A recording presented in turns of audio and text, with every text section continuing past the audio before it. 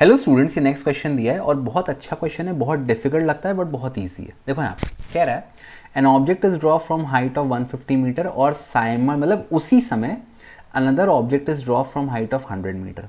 अब देखो यहाँ पे आप एक चीज़ याद कर लो, अगर मैं दो ऑब्जेक्ट को गिरा रहा हूँ अलग अलग हाइट से, उनके बीच कुछ हाइट का डिफरेंस है। यहाँ पे हाइट का डिफरेंस कितना है? 50 मीटर। अब क्योंकि मैं उनको एक साथ गिरा रहा हूँ ड्रॉप कर रहा हूँ, मतलब उनकी इनिशियल ज़ीरो है, उनका एक्सेलरेशन दोनों का कितना आएगा? 9.8 मीटर पर second square, that is equal to acceleration into gravity applied by the earth. और एक्सेलरेशन इनटू ग्रेविटी मास पर डिपेंड नहीं करती, चाहे लाइट ऑब्जेक्ट हो चाहे हैवी ऑब्जेक्ट हो, सब पर सेम ग्रेविटी लगती है। तो कह रहा है 2 सेकंड बाद उनके हाइट का डिफरेंस क्या होगा। तो देखो सिंपल सी बात है, दोनों का u सेम है, दोनों का g सेम है, दोनों का t भी सेम है। अब जो सेकंड इक्वेशन ऑफ मोशन क्या होती है? s is equal to u t plus half a t square, ये होती है। तो पहले के लिए u सेम है, t सेम है, a सेम है, तो जो पहला ऑब्जेक्ट है जो डिस्टेंस कवर करेगा वो, और इसी प्रकार दूसरा ऑब्जेक्ट जो डिस्टेंस कवर करेगा, दोनों सेम ही आएंगे ना। दोनों के लिए u सेम है, t सेम है, a सेम है। तो अगर दोनों इक्वल डिस्टेंस कवर करेंगे, इसका मतलब ये बेटा कि उनके बीच का जो इनिशियल डिस्टेंस का डिफरेंस था, इनिशियल कितना डिफरेंस है? 50 मीटर। तो आंसर आपका डिफरेंस इन हाइट निकालना है, वो 50 मीटर ही आंसर आएगा, है ना। अब ये तो आपको सिंपल आपने दिमाग से कर दिया, अब आपको इसको प्रूव करना है, तो मैं इसको आपको प्रूव करके दिखाता हूँ, ठीक है।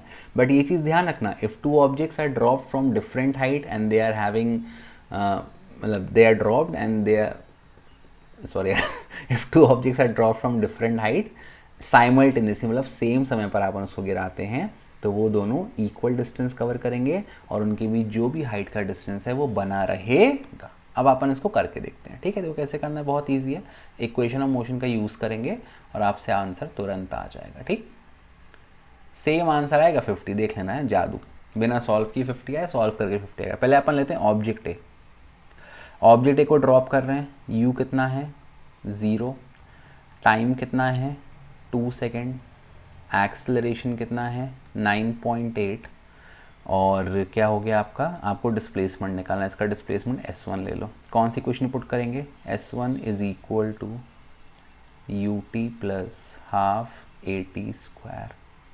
s1 is equal to u 0 है तो ये ut वाला टर्म 0 हो जाएगा, 0 into the number is 0 plus half of a कितना है? 9.8 इंटू टाइम कितना है? टाइम नहीं दिया, दिया 2 का स्क्वायर 4 हो गया।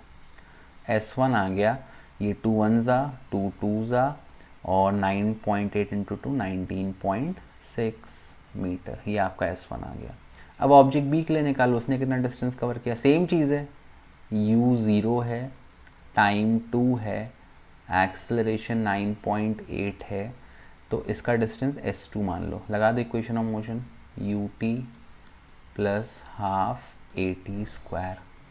तो s2 कितना आ गया बेटा? u वाला टर्म 0 हो जाएगा, हाफ ऑफ वही 9.8 इंटू सीधे 2 का स्क्वायर 4, तो s2 आपका आ गया 19.6 मीटर। तो दोनों ने इक्वल डिस्टेंस कवर किया।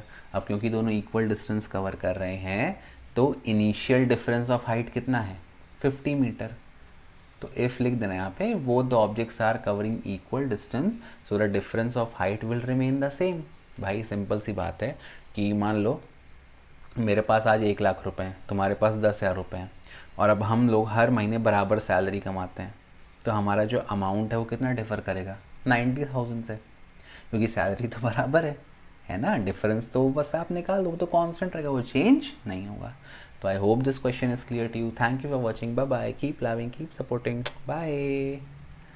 तेरी प्यार की परियों